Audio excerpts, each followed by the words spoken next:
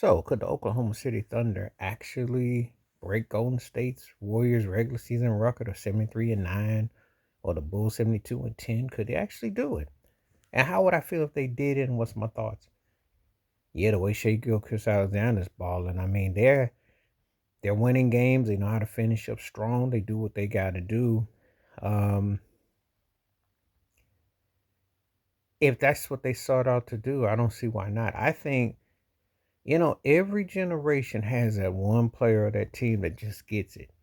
Just want a little bit more, puts in the work, and everything is just like, the timing is there. So um, I think they realistically got a good chance of doing it. I think that they could probably do it.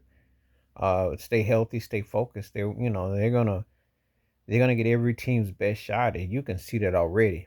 Teams are coming out playing aggressive because nobody wants to be on that they took that L.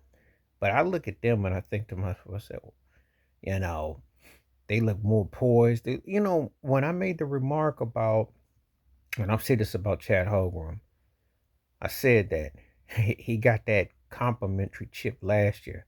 I said going forward, he gets better. He gonna be something else because Shea's already something else, and then Jay Will and what they have with their cast. But when a team builds in confidence, they coming back with a chip on their shoulders, like, hey, we got something to prove. People doubted us, and that's what I'm sensing. That's what makes champions. That's like they didn't win nothing. Whereas the Pacers are the opposite. I know Tyrese Halliburton is hurt, and they lost Miles Turner, but they should never fall off that bad. They still got 80%, 85% what they got. You got to play better ball than that. You got to come back. When I was growing up watching NBA, teams that won the chip were trying to get better and win again, and teams that had lost the chip were trying to get better so they could win. But you don't fall into oblivion where you just tank it out. But what I'm seeing with OKC is a testimony to teams that I remember that won and they were trying to build no legacy. They weren't trying to say they weren't no fluke. And the other thing that I'm seeing with OKC is that they're just well poised and they play within the routine. There's nothing um, that they're doing that's they're playing within their concept of what they're doing, and they're playing smart fundamental basketball, you know. And when you play like that, you give yourself a chance to win 9 times out of 10. So, they're definitely playing at a high IQ level ball. They're taking every opponent's best shot and they're coming after them. And it's very impressive to see. I think that records are meant to be broken and greatness can come in any shape, form, or fashion. You know. Uh Paul Pierce was saying that Shea Gilchrist Alexander is reminding him of Jordan. There's certain things he do. I'm not gonna go and put Shea in the top 10, but I'll say this though: that cat win a couple more rings, a couple more league MVPs at a high level, he will definitely be anywhere from 15 to 25 or 30 once all said and done because he's in a historical clip and he's playing a level where you can just tell that it's coming natural. There's no stat padding and there's nothing that, and in an era where everybody's got a free ball to do what they do, they just a team that gets it. And like I said, every era has that team that gets it. There's you might not like the overall quality of the game, but there's always that one team you got to go through and that one player you got to deal with, and it just so happens best player on the best team. And I think that all the disrespect that Shea has gotten because no disrespect, Jokic is a great player and all that, but the Nuggets are not a great team. And for all the stats that he puts up, which in a want to be like a LeBron Magic kind of way, and they want to put him up there with Hakeem and Shaq and all that, his team just ain't that much better. Whereas with OKC, you're seeing results. You're seeing a perimeter player that's dominant. That's what happens when you keep doing what he's doing, because then you become a dominant gene. And that's why I said he makes me think he's Steph 10 years later.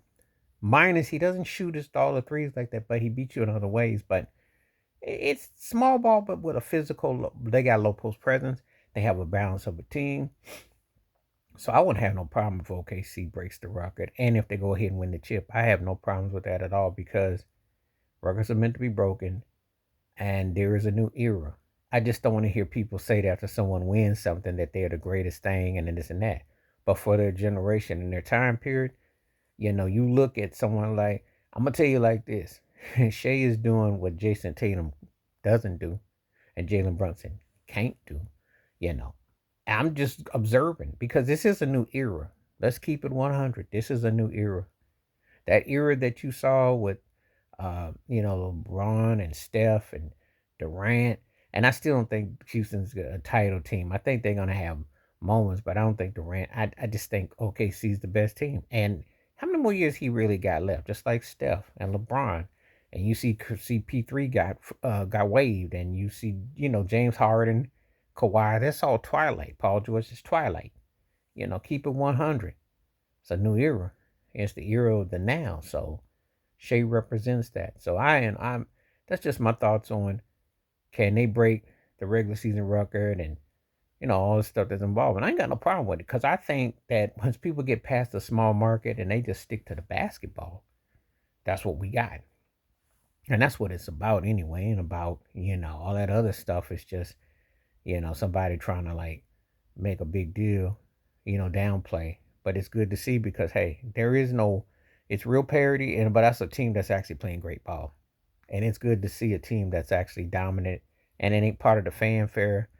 And one thing about Shea, he's earning his. I mean, I'm not saying people don't earn his, but he's earning his because there is no big market, there's no fanfare like that. And he's always getting constantly dissed by people say, well, too many free throws, or they want to put Luke up there, they want to put Jokic up there, they want to do everything, but acknowledge that cat, and he's doing what they said Giannis was doing, except and the market's an interest. So, I got no problem with it. If they go ahead, more power to them. Records are meant to be broken. Every generation has their own superstar, their own greatness. And that's what they need to start doing. Respect the now and respect the greats of what you got now. Not try to say this because they are moving forward. Wash your hands, keep your mind clear, watch out for another and shit. Or if you like, stay safe, stay blessed, stay woke, stay free. I'm all time. Peace.